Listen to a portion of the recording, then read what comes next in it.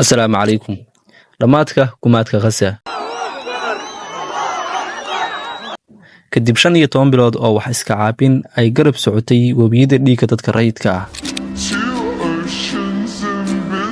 oo gumaystaha oo garabka helaya galbeedka ay ka geysteen Gaza.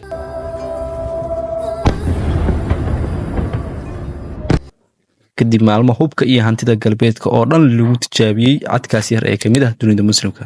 ugu dambeystii waxaa lagu dhawaaqay in la soo gabagabeeyay dagaalka waxaana la gaaray heshiis xabad joojin ah sida uu sheegay wasiirka arrimaha dibadda ee Qatar.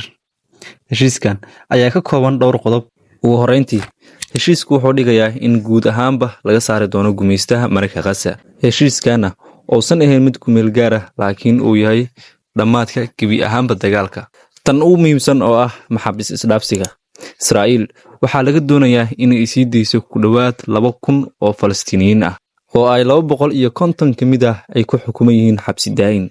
sidoo kale maalmaha u horeysa Israa'iil waxay ogolaanaysaa in dadka xaaladoodu daran tahay dibadda loogu qaado si loogu soo daaweeyo iyo furitaanka marinka Rafah.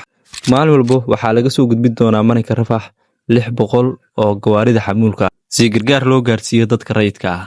haddaba dhexdhexaadiyaasha dalka Qatar, Masar iyo Mareykanka ayaa kormeeri doona in heshiiska la fuliyay iyo in kale. xabad joojinta rasmiga ahna waxaa lagu dhawaaqi doonaa 2 maalin ilaa 3 maalin kadib. dhanka kale Mareykanka iyo xulafadiisu waxay ogaadeen xaqiiqda dhabta ah taas oo ah in aan dagaal looga adkaa karin kooxda wax iska caabinta. wuxuuna sheegay wasiirka arrimaha dibadda ee Mareykanka in dagaalyahanada ay qorteen ay ka badan tahay kuwii hore ugu dagaalamayay. ugu dambeyntii wax iska caabinta reer Gaza waxa aynu ku tilmaami karnaa tii ugu adkeyd aynu aragno qarnigan. intaas ayaynu ku soo gabagabaynaynaa daawadayaal muuqaalkeena maanta. Assalaamu calaykum waraxmatullaah.